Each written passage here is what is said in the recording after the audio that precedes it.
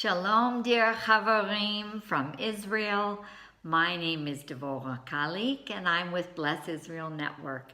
And I want to welcome you back to our new Heartbeat of the Torah series called Our Identity Crisis, Lost and Found. And we're talking in part one. Excuse me, my nose is itching. In part one of our series, we were answering some very important questions. Who are we? Where or with whom do we belong? Who are we following? And if you haven't watched part one, I highly recommend you turn off this video and watch that one first, because this one won't make as much sense unless you watch part one. We're going to cover more questions today in part two, but before we do, I would just like to remind you to make sure you take off your Western Greco-Roman glasses and put on some Jewish glasses, because it's very important that we study the Bible, we study everything in our faith and practice in a Jewish context. Now I'm going to put back on my regular glasses because there's no lenses in those, and it's just kind of a fun thing to do to remind us that we need to look at the scriptures and look at these subjects with a Jewish lens. Okay. Before we go on with part two, I want to share some additional thoughts where we left off with question number 3 last time, which is what, or rather who, are we following? Rabbi Shaul, or Paul, said in 1 Corinthians 11 verses 1 and 2, "Follow my example as I follow Messiah. Now I commend you for remembering me in everything and for maintaining the traditions just as I passed them on to you." He also said, "Brothers, join in imitating me and keep your eyes on those who walk according to the example you have in us." That was Philippians chapter 3, verse 17. This statement, or these two statements, are instructing all of those who are following the Messiah by walking in the footsteps of Abraham and of the rest of our fathers.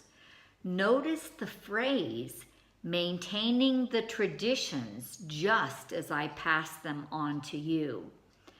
I'd like to remind us, and it is quite interesting that Paul, or Shaul, was a Pharisaic Jew and was speaking at this point mostly to non-Jewish followers of Yeshua. What traditions was he talking about? He clearly means the traditions of the Jewish people, including our patriarch Abraham. Let's just put that thought into our brains and keep it there. And we're going to be talking about, and I hope you'll be thinking a little bit more about what that might mean. Okay, now we're on to question number 4. What is the context of our faith and practice? The answer here is really where things get interesting.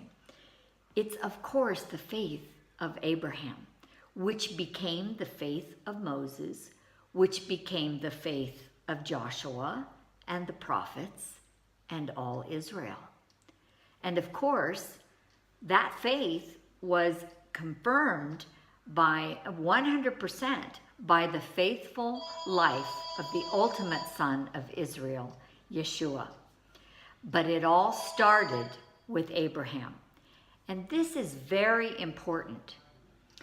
Back to Romans 11 and the cultivated olive tree, Rabbi Shaul writes, "Now I am speaking to you Gentiles, inasmuch then as I am an apostle to the Gentiles, I magnify my ministry in order somehow to make my fellow Jews zealous and thus save some of them.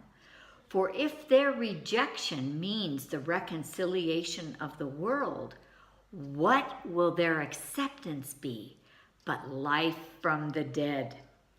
If the root is holy, so are the branches. But if some of the branches are broken off, and you, although a wild olive shoot, were grafted in among the others, and now share in the nourishing root of the olive tree, do not be arrogant toward the branches. If you are, remember, it is not you who supports the root, but the root that supports you. This is, of course, Shaul's famous midrash in Romans 11, verses 13 through 18. What does Shaul mean by the root? Obviously, he's referring in the midrash to the root of the cultivated olive tree, but who exactly, or what or who, I should say, exactly is the root? Many people say the root is Israel. Well, if the tree is Israel, then the root must be something, or rather someone else. Some say it is Yeshua. Some say it is Judaism. Though they are all partially correct, and that is where the whole tree ends up, they are not the root. I know I'm going to shock some of you, but please bear with me. Please be patient. We'll get through this. So, we're now on to question number 5. Roots and branches. What or who are they? In order to understand what it means to be part of the greater commonwealth of Israel, which is our true identity, we must understand the faith of our patriarch, Avraham. This will help us to better understand Shaul's midrash about the roots and branches in Romans 11. We must ourselves turn to the midrash, and specifically Sefer Yashar, the book of Jasher, or the book of the upright, which is mentioned and validated in the scriptures in Joshua chapter 10, verses 12 through 13, and in 2 Samuel chapter 1, verses 18 to 27. We'll also look at some of the explanation of what happened at the fall of Adam, written by one of the greatest sages, the Ramchal, or Rabbi Moshe Chaim Luzzatto, who lived in Padua, Italy during the 1700s. So, I need to explain what is the Midrash. Midrash is a collection of Jewish rabbinical thought, which contains early interpretations and commentary on the written and oral Torah, as well as non-legal interpretations which are agadic in nature. Agadic means they are non-legalistic or non-halachic literature. Midrash is part of a wider body of material, including halakha, or Jewish law, legal rulings, about how we are to walk in the commandments, how we are to keep them, how we're to live them out. We're not going to have a discussion about the authoritative nature or validity of the Midrash. Having said that, I would like to say to you, and it may surprise some of you to know this, but the New Testament, the Brit Hadashah, speaks about the Midrash, clearly confirming much of the Jewish tradition in the oral Torah that is contained in the teachings of Yeshua and the other apostles, particularly Rabbi Shaul or Paul. I'm not saying that all the rabbinical commentary and legends, agadic material, which are part of the wide body of Jewish writings, carry the same authoritative weight as the written Torah. or the written scriptures. But in studying authentic Messianic Judaism, we shouldn't throw out the proverbial baby with the bathwater. These Jewish sources have a lot to teach us, and we can learn much from rabbinical thought and interpretation without having to accept every single bit of it as being as authoritative as the written scriptures. Although a less than perfect comparison, let me just say that, Christianity also widely uses this type of literature that is agadic rather than legal in nature, and no one gives it a second thought. Yet, those same people would not consider Christian commentary and writings to be as authoritative as the written scriptures.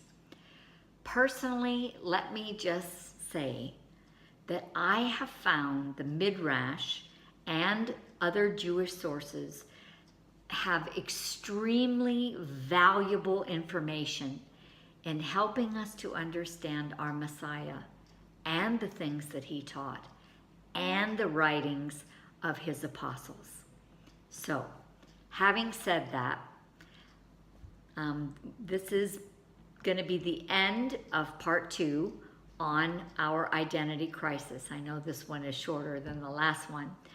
And I want to thank you for watching. And I hope you'll join me for part 3 when we will continue answering the question of the roots and branches. What are they, or who are they? Let me also ask you, is this series blessing you? Are what we're doing at Bless Israel Network, is that blessing you and helping you in your faith and in your growth and helping you to feel more connected to Israel? We certainly hope so. And if so, if that is the case, then we ask you to seriously consider partnering with us. Our flagship program, Revelation to the Nations, is the first internet TV program of its kind that is providing a way for you to connect, to make a direct connect with the believers here in Israel, with your brothers and sisters here in Israel. Being a supporter and blessing to the brethren Israel is a very important part of our identity and calling.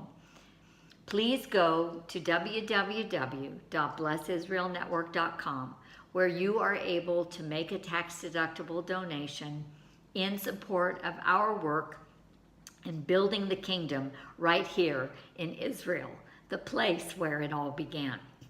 We invite you to join us as we raise up Zion before the nations. So litraot, I hope to see you next time for part 3.